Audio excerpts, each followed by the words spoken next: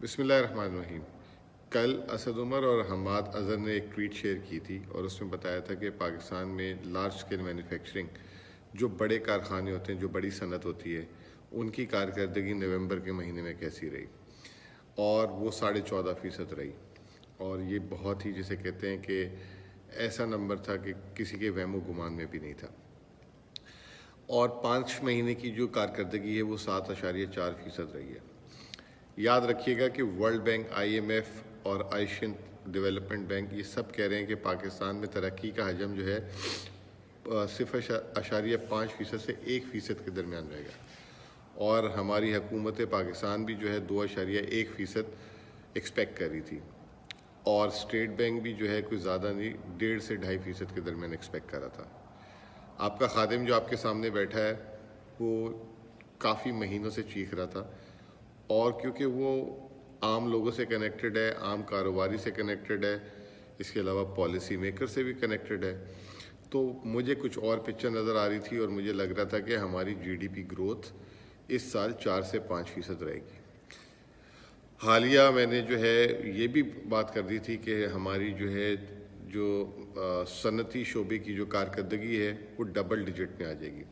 حالانکہ میں ایکسپیکٹ کر رہا تھا کہ یہ اگلے 6 ماہ میں، یعنی کہ مارچ سے جون کے درمیان آئے گی، لیکن ہم نے دیکھا کہ نومبر کے مہینے میں آ گئی۔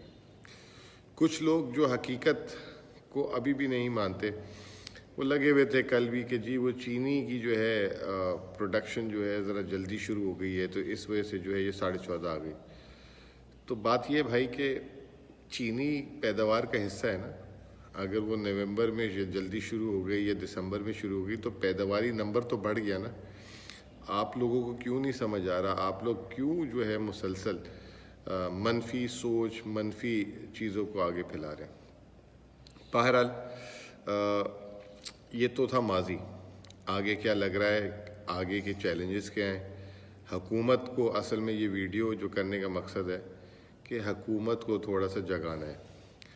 پچھلی ویڈیوز میں بھی میں نے جگایا تھا اور بات کی تھی کہ ڈیو ٹو کرونا جو ہے عالمی مالیاتی منڈی میں جو ہے ایک سپلائی چین کرائسس آ چکا ہوا ہے، جو ہم نے کنٹینروں کی فریٹس کی شکل میں دیکھا تھا۔ پوری دنیا میں کنٹینر مہنگے ہو گئے، $1000 سے $4000 پہ چلے گئے، جس کی وجہ سے پاکستان کی درآمد بھی مہنگی ہو رہی ہے۔ آپ نے پچھلے دنوں دیکھا کہ سٹیل کی قیمتیں جو ہیں سٹیل کمپنیوں نے بڑھا دی۔ اس کی وجہ ڈیمانڈ اینڈ سپلائی نہیں تھی، اس کی وجہ جو ہے کاسٹ پش تھی۔ پیچھے سے جو ہے کرائے مہنگے آ رہے ہیں، اسکریپ مہنگا ہو گیا، لازمی سی بات ہے وہ ہماری صنعتی شعبے کو جا کے ہٹ کرے گا۔ اب پچھلے 3-4 دنوں سے آپ دیکھ رہے ہیں گھی، تیل کی قیمتیں بڑھ رہی ہیں، وہ بھی اسی تسلسل کا حصہ ہے۔ باہر سے مہنگا ادھر ترسیل ہو رہا ہے، پھر جو ہے پیچھے جو ہے اس کی کموڈٹی کی پرائسز بھی بڑھ گئی ہے۔ چینی کی قیمت بھی آپ نے دیکھا کہ 80-82 سے آ کر پھر جو ہے واپس وہ 100 کے قریب چلی گئی ہے۔ تو ایک بہت بڑا چیلنج یہ سامنے آ رہا ہے۔ آج صبح میں اٹھا تو تیل کی قیمت جو ہے $57 پر بیرل جو ہے چلی گئی ہیں برینٹ، اور لگ بھگ $54 کے قریب پہنچ رہی ہے WTI کی پرائسز۔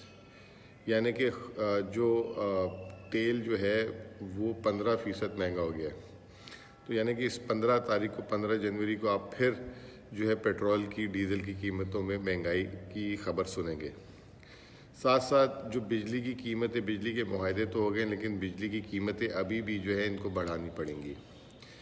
تو یہ ساری چیزیں جو ہیں ایک مہنگائی کی طرف اشارہ کر رہے ہیں۔ اچھی خبر یہ ہے کہ کچھ ہماری سبزیاں اور فصلیں صحیح آ گئی ہیں، تو وہ ان کے ریٹ نیچے آنا شروع ہو گئے، اور امید کرتا ہوں کہ آنے والے دنوں میں پولٹری جیسے مرغی، انڈے وغیرہ کے ریٹ بھی نیچے آ جائیں گے۔ لیکن یہ کہ یہ چیلنج جو تیل کی قیمتیں بڑھ رہی ہیں، اس کی وجہ سے جب LNG کی قیمت بڑھے گی تو بجلی مہنگی ہوگی، تو یہ چیلنج حکومت کے لیے بہت اہم ہے۔ پھر یہ جو میں نے سپلائی چین کی بات کی، یہ جو ہماری کارخانے کی صنعت چلی ہے کہ یہ نہ کہ سلو ڈاؤن آ جائے اس میں، تو بہت محنت کی ضرورت ہے، خوش فہمی میں رہنے کی ضرورت نہیں ہے۔ کیونکہ میں یہ ورڈ اس لیے استعمال کر رہا ہوں، خوش فہمی میں رہنے کی ضرورت نہیں ہے، کیونکہ ہماری حکومت اور اسٹیٹ بینک نہیں ایکسپیکٹ کر رہے تھے 14%۔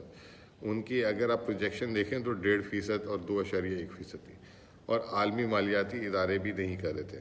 تو یہ ایک ان کی بیانڈ ایکسپیکٹیشن ہوئے، اور اگین اب وہ اس پہ بیٹھ کے وہ سمجھیں گے کہ بہت اچھی چیزیں ہو جائیں گی آگے، ایسا نہیں ہے.